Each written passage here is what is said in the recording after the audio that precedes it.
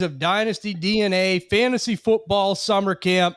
Got a little bit of a treat for you guys today. Not only am I going to be here, Andy at FFA DNA on Twitter, another member of the Dynasty DNA podcast, is here.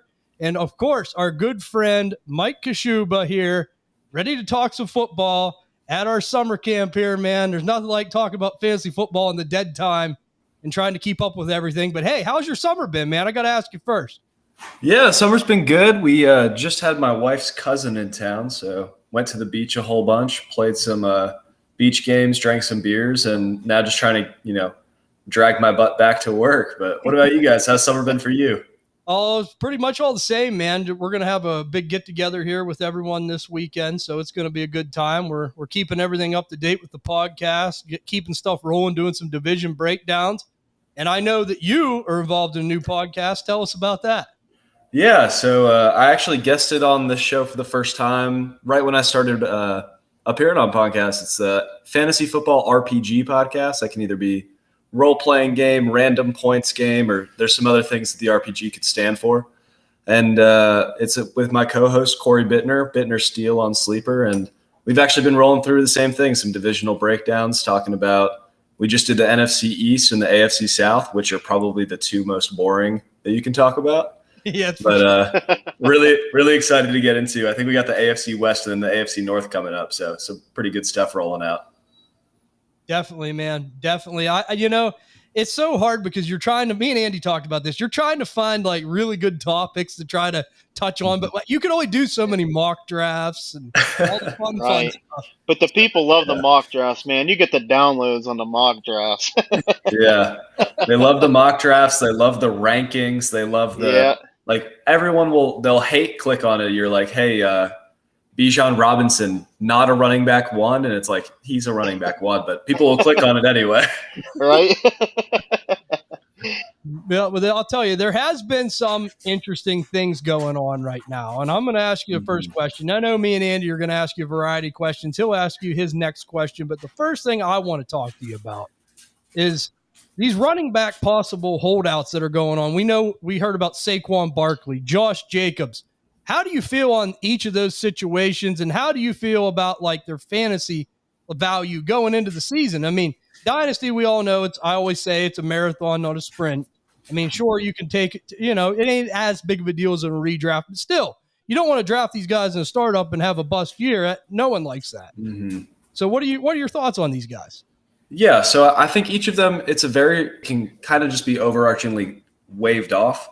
It's very easy for a running back to hold out in June. There's not a lot of organized things going on.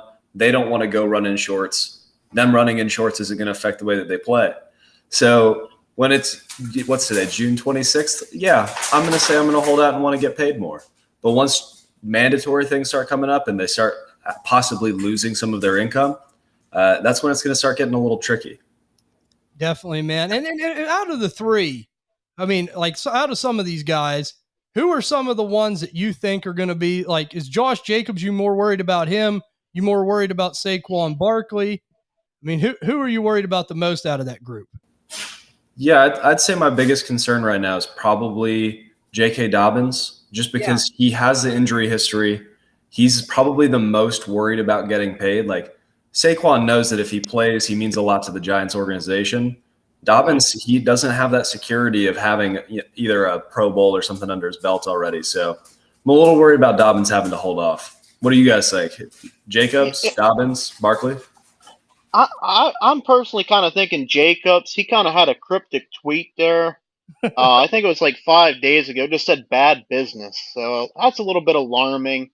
He also played hurt last year a lot. So even if he does sign, I feel like there's a good chance where he's maybe not going to play if he's a little banged up.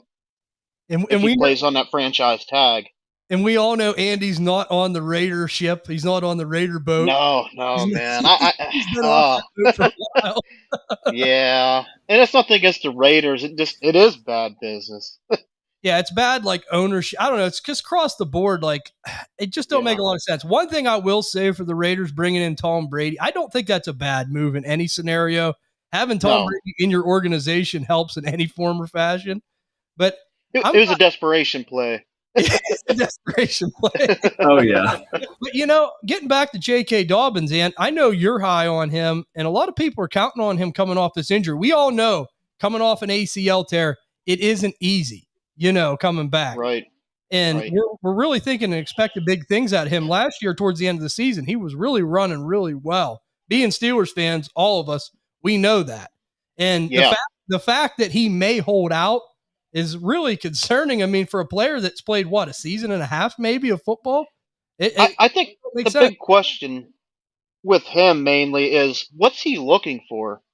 He don't really have anything to stand on, Right. Right. He has if he wants paid like Barkley and them, like, what have you done? Yeah, exactly. I mean, at least Josh Jacobs, he run like a man possessed last year. And he did. And as you said, Saquon is a big integral part of the Giants team. He is their team, essentially. Right. So that is really, really concerning. I don't know what's going to happen with some of these guys, but that's something to keep your eye on. But we're all watching that. Startup drafts are coming. I think that's really good, important stuff to know and kind of look out for.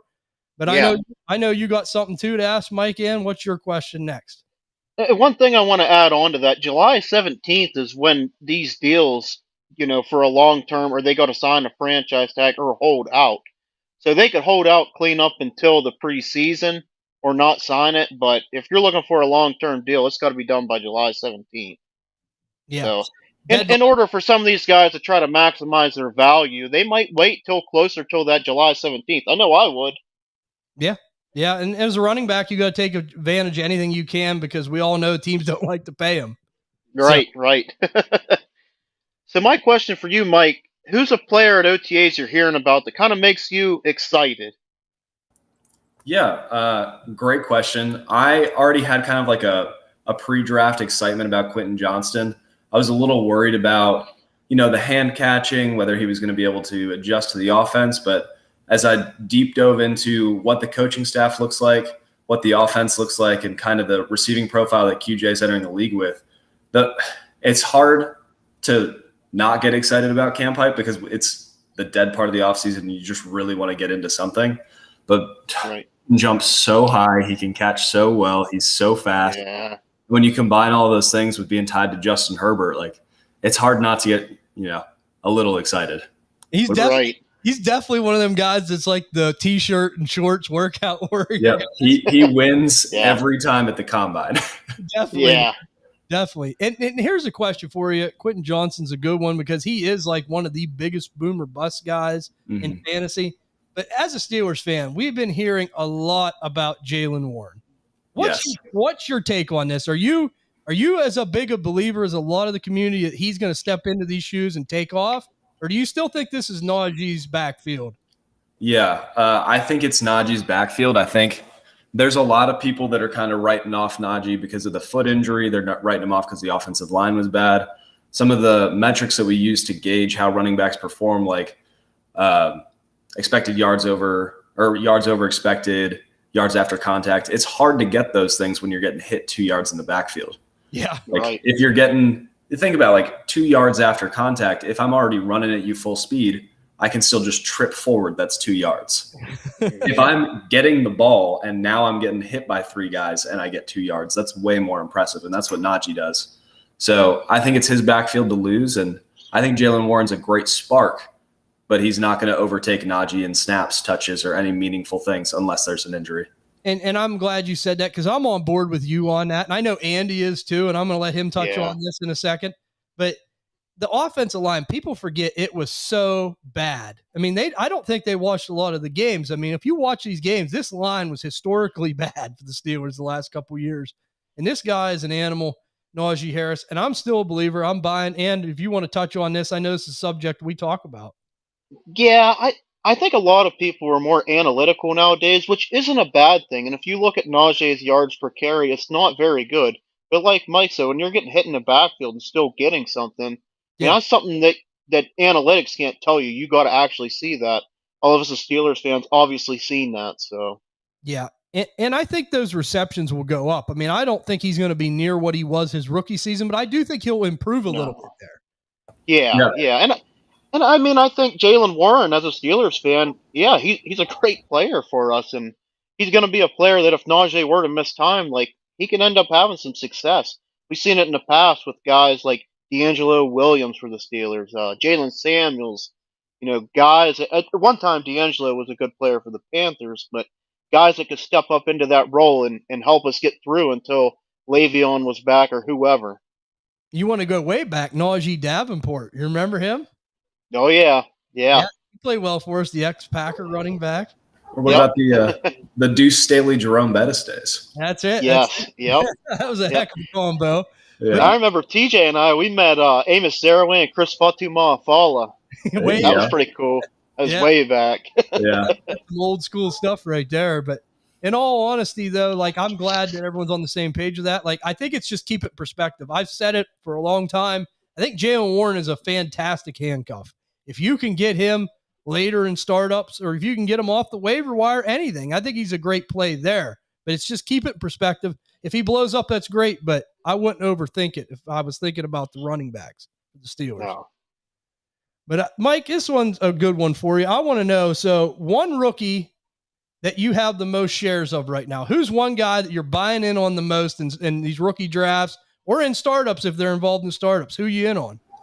Yeah, so I think if you look at the cost associated with it compared to the, shares that I have of them, I'm buying Anthony Richardson everywhere that I can. It's just I can't get up to the 102 everywhere that I want to. He was my quarterback. Yeah, he was my quarterback one before the combine. He was my quarterback one after the combine. He was my quarterback one when he landed in the perfect situation with the Colts. Like he's checking all of the boxes for fantasy football. And my dogs are really excited about him too, in case you couldn't hear. But when we talk about everything else, it's probably Tank Bigsby. Yeah. I think that he has the receiving profile and the opportunity, or Tyjae Spears. I love both of those running backs in the mid to late second round, and I think they're elite handcuffs or the future RB1 for their team. But what about you guys? So what's your Andy? What's your biggest shares? Couldn't agree with you. I have Tyjae Spears wrote down, and I'm sure you've seen it. But that game against USC, single-handedly, man, just won them the game. I believe it was a Cotton Bowl. So yeah, I know. I love Tyjae. I know he runs like he's covered in slime, man. Like he's just so good. I know you're a Tyjae guy. I would say for me, man, there's two players, and it's always in the second round that I'm really in on. It's Jaden Reed from the Packers, and it's Rashee Rice for the Kansas City Chiefs. We were big on them before the draft even started, saying they were going to get good capital. It worked out. They really went to some pretty good landing spots all in all, especially Rashee Rice. And this is a question for you, Mike. You look at the Kansas City Chiefs wide receiver room. I know you like Kadarius Toney. Outside of that, you can make an argument to me that Rashee Rice right now is the best pure receiver on that roster. Yes or no? I think there's definitely an argument to be had. What's interesting is that Kansas City's offense always spreads out the ball to all sorts of different receivers. Yeah. So other than Tyreek Hill and Travis Kelce, I don't think they've had a 1,000-yard receiver in the entire time Patrick Mahomes has played. Yeah. So he's really good at spreading the ball around. He's going to support probably 2 to 3, maybe even 4 wide receiver threes, but it's going to be frustrating trying to figure out which weeks they get the touchdowns and the explosions. But if I'm betting, I think it's Rashee Rice. But I think Sky Moore is actually closer than people give him credit for. They want to throw him away after a bad rookie season. Definitely. I think that's keeping it perspective. We hear people talking about, me and Andy were talking about this, Justin Ross. He's someone else that's still getting a lot of hype, the undrafted player out of Clemson, and also Sky Moore. And like I said, I think if you just think about it logically, Sky Moore is an okay player, but some people just thought he was going to be something that was just huge, and it didn't work out, so far anyhow. And I'm like you, it might just be the Kansas City offense. Yeah, I think everybody wanted to take Sky in the back of the first round because they saw here's a rookie tied to Pat Mahomes with the top, was it 50 or 60 pick? Like high enough draft capital. Yeah, it was pretty high. But now you have the same exact scenario with Rashee Rice where it's a rookie with a good receiving profile from a small school tied to Pat Mahomes.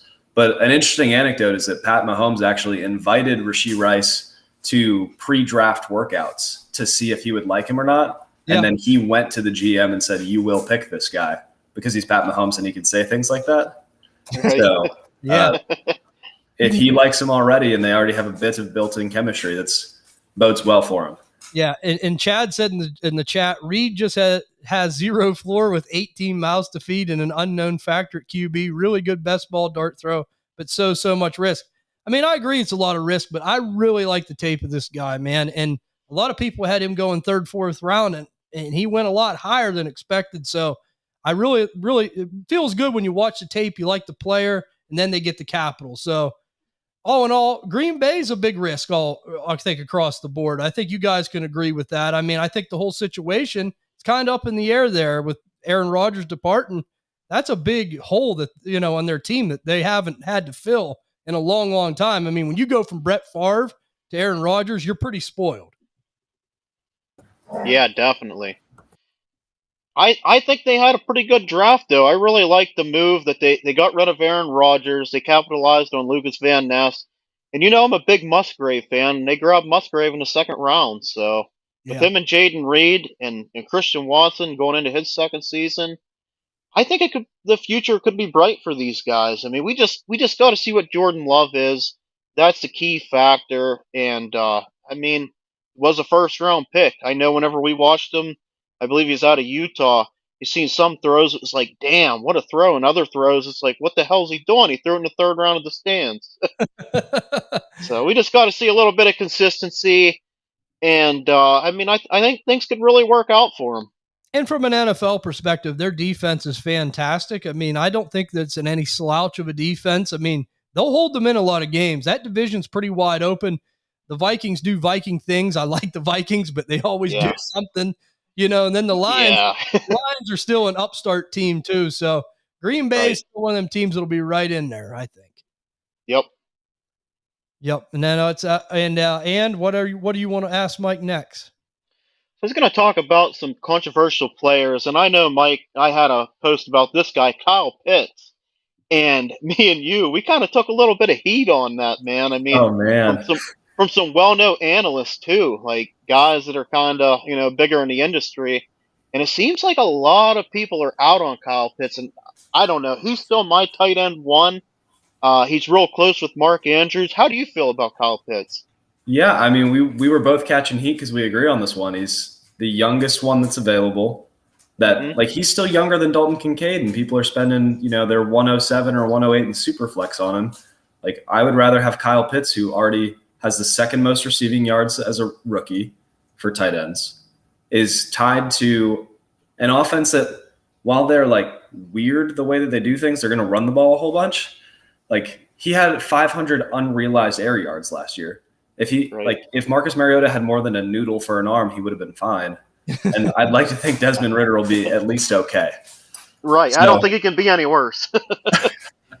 So I think with the tight end position the way that it is, like, give me the guy that's the supreme athlete. Give me the guy with the top 10 draft capital. Give me the guy that's maybe he's not going to give me a tight end one overall season for another couple of years, but he's firmly in the top 5 in points per game, hopefully, moving forward. And we always, Mike, mention this, like with Kyle Pitts, and we've said it, Vernon Davis situation. It reminds me so much of that. You go back to the Vernon Davis situation, heck of an athlete getting picked around that top 5 range, went to the 49ers back in the day. It did not work out. It was a mess. He kind of bounced around a little bit, but everywhere he went, he put up solid numbers because he's that kind of an athlete. And I think that's the same thing with Kyle Pitts. We are getting closer to the end of that rookie deal. So if it don't work out, he could even move on to greener pastures too. Yeah, I think if you take Kyle Pitts as he stands now and drop him in any other offense, people are really, really excited about him. But just with the way that last year went, it was kind of a letdown. Really, the sky's the limit for the guy on an athlete and a prospect basis. It's just trying to find the right system, and that's different for Dynasty and redraft. So, and my thing with this too is, if Desmond Ridder is good or better, then that's good. If he sucks, they're going to have a high pick. What if they get a Drake May? I don't think they're the worst team in the league, but right. I'm just saying things can change really fast. You give him Drake May or Quinn Ewers just sending deep bombs down the seam. It's going to be a thing of beauty. But if they do go the rookie quarterback route next year, I just wrote an article for Last Word on Sports. It's where you can find all of my write-ups. the rookie quarterback effect is actually like it's like stepping on a landmine for some fantasy assets. So when you think about, Deontay Johnson last year and George Pickens last year, the fact that they were even able to be top 36 wide receivers with a rookie quarterback, it bodes well for them moving forward. But it basically caps a player unless it is a record-setting year like Justin Herbert's rookie year. Every other time, they average as like a wide receiver 25 for the top receiver, and that's just not where those guys are being drafted this year. So I would avoid rookie quarterback situations for redraft, and then for Dynasty, wait for the year because they're going to be bad, and then buy them low next year. And here's a good one for you. I know this one will hit Andy.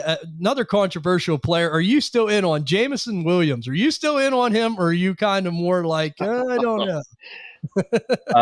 This might be a little bit of take lock, but I liked Jameson Williams as my wide receiver 1 last year, and I haven't seen him play any meaningful snaps, so I have no reason to know that I'm wrong. But I am a little worried. I would still try to get him where you can, but it's certainly like Drake London versus Jameson Williams. You should want Drake London. When you think about Garrett Wilson, when you think about Chris Olave, like all of those guys were going in the same range, but they've all already shown it. Like they've checked the box that they're good at football. Jameson Williams is good at FanDuel, I guess. So that's good. Yeah. Well, here's a hard one for you. George Pickens or Jameson Williams? This has been an argument on the Dynasty DNA podcast. We know that Ty is a big George Pickens believer. Muscles is against him. This is like a feud beyond feuds. So who are you on board with if you had to go 1 for 1? This is a bit of a cop-out, but in my Dynasty wide receiver rankings, I have them in the same tier. So I like both of them, but I think I would rather have the upside of Jameson Williams. It stinks. Like I don't want to say that as a Steelers fan, but I think that he's just going to be in a way better situation. But I am seeing the notes over here from Chad TTV. That's a flawed stat that so many of the teams that draft rookie quarterbacks have few offensive weapons to begin with. Baker Mayfield had Odell Beckham and Jarvis Landry. Justin Herbert, he had the record-setting year, but he had some pretty good weapons. You think about Justin Fields' rookie season, he had Darnell Mooney, Allen Robinson, back when Allen Robinson was allegedly good. I think that there are situations that had a lot of very, very good receivers. It's just they got dragged down a little bit by a rookie quarterback. Definitely. I agree with you. And every situation's so different usually, but I'm like you. What Herbert did was impressive. I mean, and the fact there's so many people giving up on him right now too after last season, which is kind of discouraging to see in the community. It's like he's still that guy. That offensive line was banged up too. I know their outstanding left tackle Slater was out for the season, and it was just kind of a mess there. And we all know that Mike Williams, he's always banged up. Andy can attest to that. I've been a Mike Williams truther, and it just sucks. Well, yeah, you had him on our home league Dynasty team and you love that guy, and he always is hurt. There's always something going on. He's a damn good player if he can just stay healthy. I mean, that's just kind of been his whole MO. Yeah, and sticking on these controversial players, there's 2 more we want to talk about. Javonte Williams, running back, Denver Broncos. I mean, we've heard rumors that maybe somebody comes in, maybe somebody doesn't. We don't know. Samaje Perine's there. Right now we're hearing a lot of good stuff about him and that Sean Payton offense. A lot of people are liking him as a later round pick in startups. But how do you feel about Javonte? Are you in on him big time? I would not say that I'm in on him big time. I'm big on him for 2024. It's one of those things. There's the cycle of how people feel about players. So, if you're targeting a receiver with a rookie quarterback, like wait a year until they don't like him. If you're looking at a running back that's coming off of a catastrophic injury, wait until he comes back to the field, doesn't look great for a couple of games, and then go buy him. So I still believe in the player long term, but I'm not willing to pay the prices that he is right now for somebody that's held him through the whole ACL injury. Yeah. What do you guys think? Yeah, and I'll tell you, there's so many people that, like with the ACL that we hear, like, you forget about that stuff, and it is a serious deal. When you come back, not every player is going to, like, I think, what was it? We seen that doctor on Twitter talk about, I think it was Adrian Peterson, and was it Jamal Charles was the other guy that had Yeah, there was a couple guys. Yeah, but other than that, the bulk of them just had trouble, when they come back. Yeah. You just can't snap your fingers and come back as a running back one. So Right. that's always in play. And you go ahead, Ann. You want to touch on that?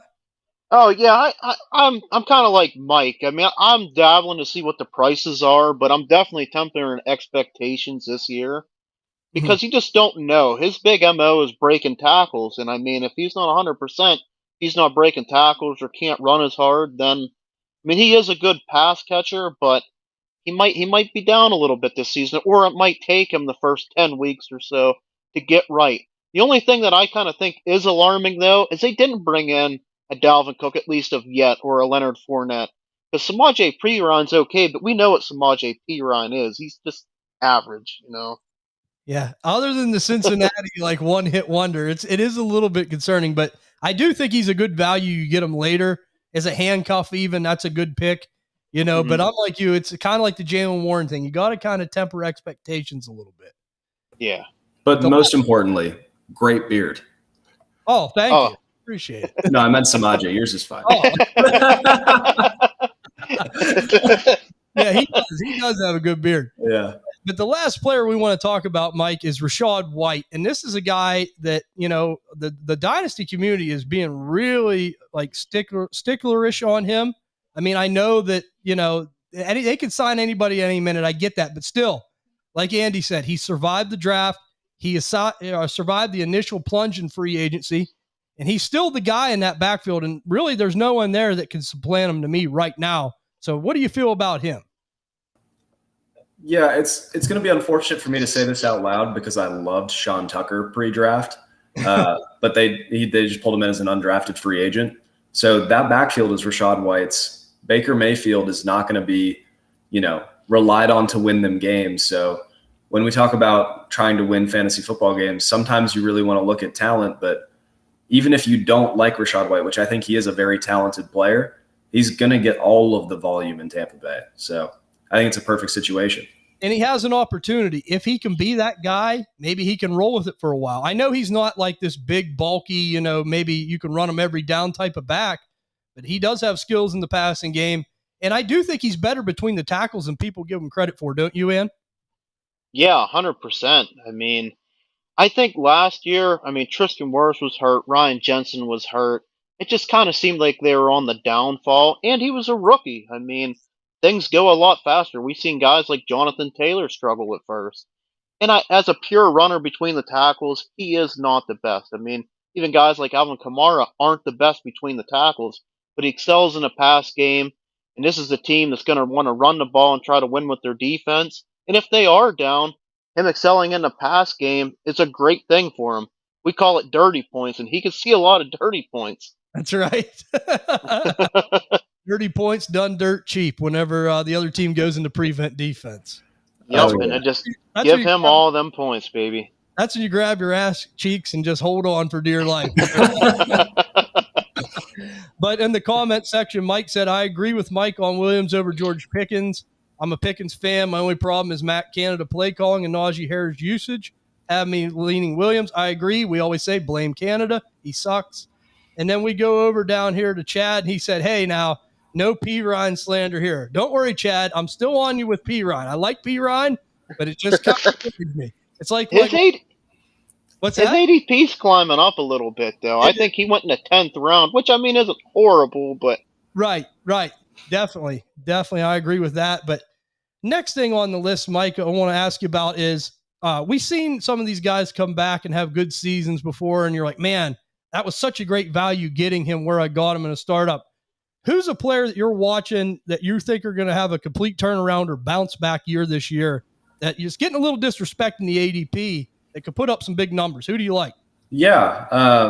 To sound like a complete homer, there's the Deontay Johnson pick, but I feel like you guys have run that into the ground. I've probably run it into the ground through articles and conversations. So I think another prime bounce back candidate's actually David Njoku, tight end for the Browns, which again, it's a Browns player, so that kind of stinks.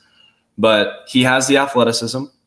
Deshaun Watson should be a better quarterback than he was last year. And people are worried about Elijah Moore. They're worried about Amari Cooper. I think Amari Cooper is the one. I think Njoku is actually more likely to be the two. So, yeah. And I think in the red zone, he's a great option. And I mean, I don't know, when Deshaun Watson was in his prime in Houston, it seemed like he would find these no-name tight ends quite a bit. I think he likes throwing to the tight end too, preferably. Yeah, something about it. Yeah, it's just like something. Yeah, like I don't know. Like watching some of his old games, it seemed like especially down in the red zone, he looks for the tight end. I agree with that. Is there any player in for you that you're watching on a bounce back? I'm just curious.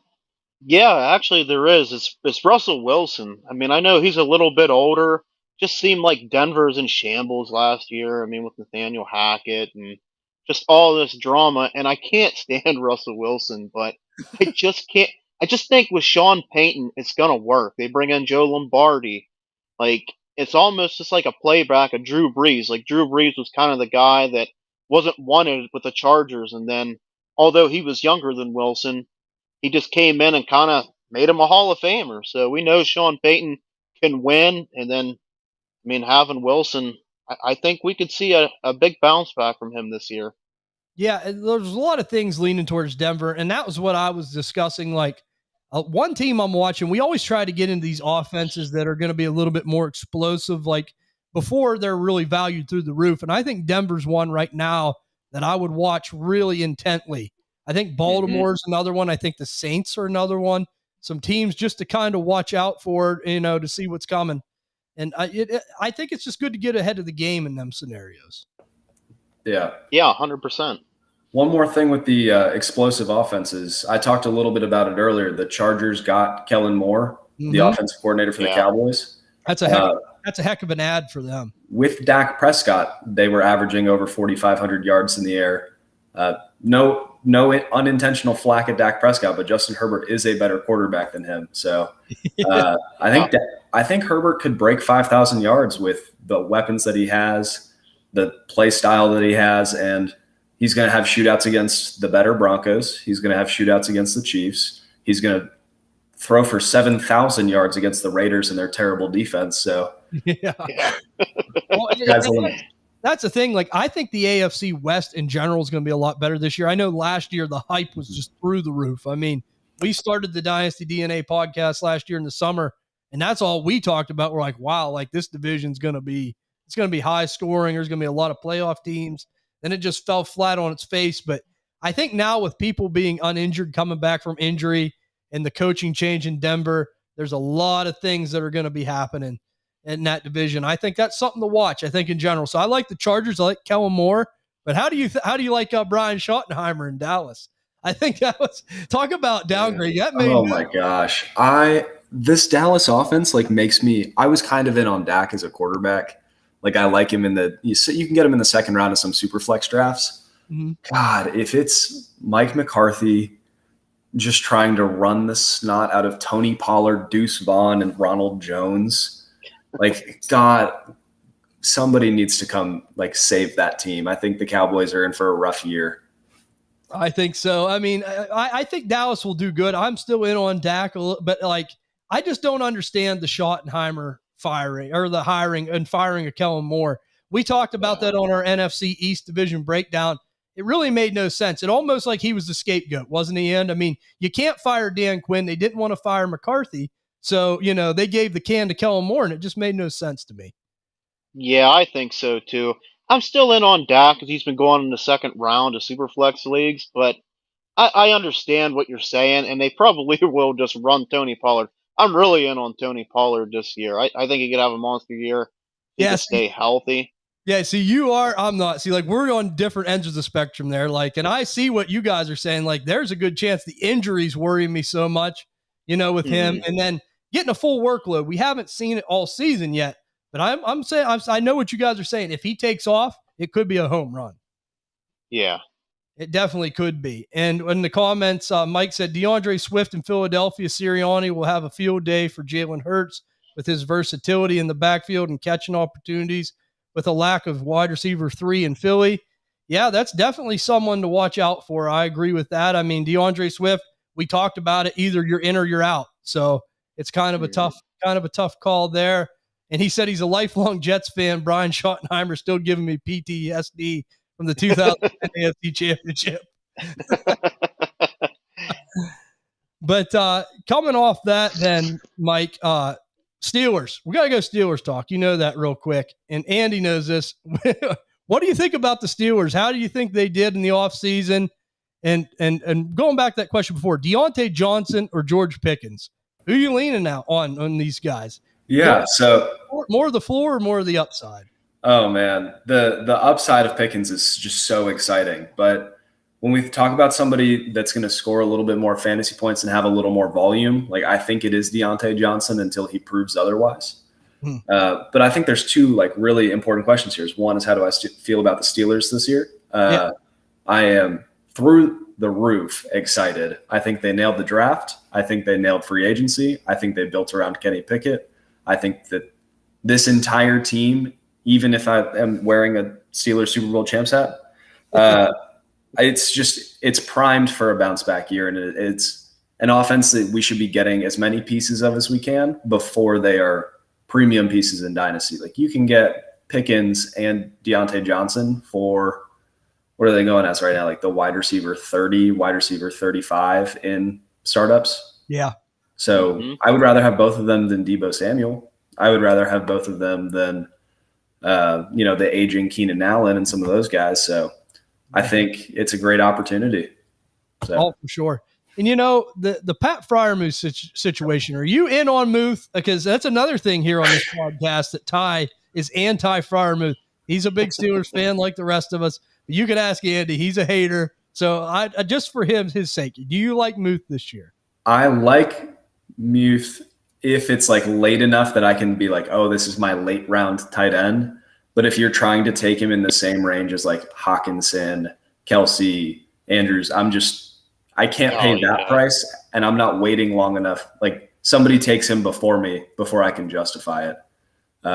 Darnell Washington might actually eat into a lot of his snaps this year. I know people don't want to hear that, but he's a way better blocker. He's a way better athlete. He's a mismatch on the field. So would you rather have the run monster that doesn't show what you're doing, or would you rather have Pat Freiermuth? Hearing a lot of good things. Another player out of OTAs is Darnell Washington. We've heard a lot of good things with him. Could be a good sleeper. What do you think of Darnell, Ann? Yeah, I mean, I'm like Mike. He's going to cut into Moose snaps. I mean, he's a sensational blocker. And I mean, when you're that big, and we seen him with the one-handed catch, he's going to cut into some red zone stuff too. Yeah, I think that's where he's going to make his money. I think that he's going to probably do pretty well in the touchdown category. And I think that's where it will hurt Muth a little bit for sure. I think that's the one stat will really drop him down. Unfortunately, that red zone, that guy's a huge target, Darnell Washington. Yeah. But to finish it off here, Mike, who's one team that we talked about this? Who's one team that you're trying to buy into now? You said the Chargers. Is there another team that you're looking to buy into here? Yeah, I mean, it's the Chargers because the offensive coach changed. Justin Herbert's a freak. He's not going to have broken ribs to start the year this year, so that'll probably help. And then next I'm looking at the Steelers because talk about rookie quarterbacks. They kind of hold their team back. It's like a throttle adjuster. They kind of turn it down. Second-year quarterbacks, you either turn the nitrous on or the entire thing goes up in flames. So I'm ready to go for the ride, whatever that is, and I think Pittsburgh's going to go through the roof. I like it. If you told me to name one other team, I think it's Baltimore. Again, the coaching changes make a really big deal, and they have an offensive coordinator that knows what a forward pass is. So I think that'll probably open things up. That's for sure. I agree with that. Now, Ann, you said Denver. Is there another team you're watching? I think, and everybody's already on it, but it's the Detroit Lions. I mean, what we've seen out of them, they just took big step forward. I mean, we need Jameson back, but they get Sam Laporta. And Jared Goff is low-key been pretty good for them. I mean, Amon-Ra St. Brown's been very solid, so this explosive offense that I think will continue to go forward. Now, at cost, I think a lot of people are already on them, so the only guy I'm really trying to buy is probably Jameson Williams. I know even on the Kyle Pitts talk, somebody said Sam Laporta over Kyle Pitts. Nah, that's unreal. Well, and another team I want to ask you about that I think is really interesting is the New York Jets. I mean, we know they brought in Aaron Rodgers. They're going for this thing. They're going to try to do what they can. And the fact that Breece Hall's injured, what do you guys feel about the Jets overall this season offensively? And how do you feel about Breece Hall's injury? Are you still buying in like in startups? Where are you picking them? I know I've been getting them late or early second round. He's been falling about middle of the second round, early middle second round. I think that's really good value in dynasty settings, but what do you guys feel about the Jets overall? I think Aaron Rodgers has 1 or 2 more good years. So if you can get him as a later round dynasty grab, he'll be great for competing teams. He might be, if you completely punt on quarterback and redraft, you can take Aaron Rodgers. I think that opens up Garrett Wilson to be a top 6 to 7 redraft receiver, which makes him a top 5 dynasty receiver. With the youth, with the upside, like you're swinging for the fences here, and you saw it last year. He is an elite talent that they already say is better than Devontae Adams, and by they I mean Aaron Rodgers. So I support it. My big question here is like, who is the wide receiver 2 there? Because Breece is going to get his work. I think he's going to be great. I'm probably not taking him in redraft right now. Like I just like the value of other running backs more. Definitely, but. I think he'll continue to be great, but who is the wide receiver 2? Because Aaron Rodgers is going to support somebody else who's catching passes there. That's it. And I think if I had to guess and if I had to lean on one answer, I would probably go Lazard just because that's his guy. He brought him in specifically.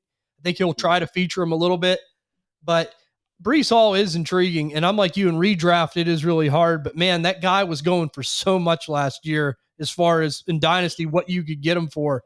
I mean, it was like, 3-4 first-round picks. I mean, it was insane. And then he has the knee injury, and everything kind of bottoms out a little bit. You know, the hype's a little bit down. But how do you feel about Breece? And I know you're a big Breece proponent. How do you feel about him? Yeah, early on in the process, I loved Breece Hall. I'm kind of like Mike, though, in redraft leagues. I'm kind of shying away a little bit because, and I've even said this on the podcast, I think it might be till week 8, week 10, something like that, till you see a little bit more heavy of a dose. They've been, rumored to be in on Gibbs. That's a little bit alarming. I mean, rumored to be in on Dalvin Cook. A little alarming. So I just think that, I mean, long term, I definitely still really, really like him, but redraft, I would really watch. Yeah, good point. And this is a good question for you, Mike. One last thing I want to ask you. Out of the free agent running backs that are still left, like the bigger name guys, I'm talking Zeke, Kareem Hunt, Dalvin Cook, some of these guys that are out there, who do you like out of that group? Because it's so hard in startups right now to pick them, to peg down where they're going to end up.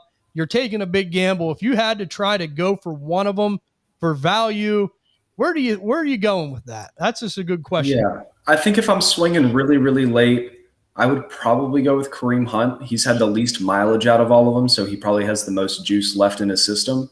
But with some of his off-the-field problems, like there's a reason that all these guys are still free agents. Like Zeke is completely cooked. He might go somewhere and be a great pass blocker and goal line back. So he's going to have random spike weeks where he scores 2 touchdowns. I think Fournette looked bad last year. I think he looked bad the year before, but Tom Brady loved to throw him 100 check downs, so he was useful. That's the dirty points we were talking about. That's right, the dirty points. I think if Dalvin Cook signs somewhere like Miami, then he could be valuable, but the Shanahan system, like what Mike McDaniels runs, it's a lot of speed, it's a lot of motion, it's a lot of just going to the right place at the right time. And Cook was known for being able to make guys miss and break tackles and do all of those things. He wasn't known for being a burner. So I think A-Chain's a better fit there, and I think Cook will be a bigger name, but he'll kind of get thrown to the wayside as we go throughout the season. So Hunt, long story short. Long story short. How about you, and out of them guys, who do you got? Yeah, I'm going to go with Kareem Hunt, too. And it's really the same reasons. I mean, we've seen Zeke really kind of just struggle. He's like a plunger almost. Just hoping to get a cheap touchdown. He does have that hair where you could just squish. Yeah, and I mean, Fournette, same thing. I mean, just a million checkdowns. He ended up, I think he was like an RB1, but whenever you catch 80 balls, I mean, you're probably going to be in PPR formats. Definitely. And then the last thing, talking about teams that were on the upside, we're trying to get ahead on one last year that really leapt off the page that people it's costing so much to get in on now is the Jacksonville Jaguars. And I know you guys just broke down the AFC South, Mike. How do you feel about Jacksonville? Are they for real this year? And are you a Trevor Lawrence believer now? Are they going to really turn the corner? Oh yeah, I'm a big Trevor Lawrence believer. I made the show notes for our AFC South one, and all I wrote is Trevor Lawrence is hot. I think that he made Christian Kirk into a wide receiver one, and now he adds Calvin Ridley. They bring back Evan Ingram. They have ETN. They add Tank Bigsby in the passing game. Like, he is surrounded by weapons, and even if you're trying to figure out which weapons you want to buy into, if you're trying to figure out which weapon to buy, just buy the quarterback that's getting all of the weapons. So I'm in on T-Law. I'm in on the Jaguars. I think they're for real, but I think the Colts could give them some trouble because Anthony Richardson is also hot. So you in on Jacksonville then too, Ann? I'm sure you are from our talks, but I just wanted to see how you felt. Yeah, definitely, man. I mean, Trevor Lawrence, he kind of reminds me of like a LeBron James of basketball, man. Like, he's so good, he makes people around him good. Like, we've seen it even in college at Clemson. Some of these guys like Cornell Powell. I mean, the guy's actually had some relevant games. Amari Rogers? Yeah. Here's another one. He actually had some decent games that just completely flamed out but looked good in Clemson, and that's because of Trevor Lawrence, man. Definitely. And Jacksonville's an intriguing team, and I'm trying to get in on them any way I can, but the prices are just through the roof for the most part. It sucks. But Yeah. But it's always good to try to get ahead on some of the teams we mentioned. But Mike, this is going to do it for this. We appreciate you coming on, and it's a lot of fun catching up with you over summertime here because we all know in the next half a month, things are going to start getting really hectic. We got startup drafts coming hot and heavy as far as the fantasy community goes. So appreciate you taking the time to come on and again, give your plugs for your podcast and for the also for your articles on Last Word on Sports there, Mike. Yeah, so I'll give you guys 3 places to find me. You can find me on Twitter at @FFMikeCash. That's with a K. You can find my articles at lastwordonsports.com. You just go to the NFL section. I'm one of the editors over there. And then if you're looking for a little more banter like this, but I'll probably be 4 or 5 beers deep, go to FFRPG or Fantasy Football RPG Podcast. You can find us on Spotify, YouTube, Apple Podcasts, anywhere you can find podcasts, you can find us. So thanks so much for having me on the show, and it's awesome to catch up with Steelers fans. Oh, definitely, man. It's Definitely, always Mike. It's always nice chatting with you. And the same goes for us. If you guys want to see more content, come on over. Dynasty DNA Fantasy Football Podcast. Every week we're dropping episodes. The Dynasty DNA Fantasy Football Summer Camp. We're going to be doing these every week. We just bring on the people that we've been real tight with, and Mike's been with us for a long time. So, like I said, you always enjoy picking your brain and talking fantasy football, brother. So we appreciate you having you on and following. And we'll catch up with you, and we'll see you guys all on the next episode of Dynasty DNA Fantasy Football Summer Camp. Hey, thanks, Mike. We'll see you. Hey, sounds good. See you guys.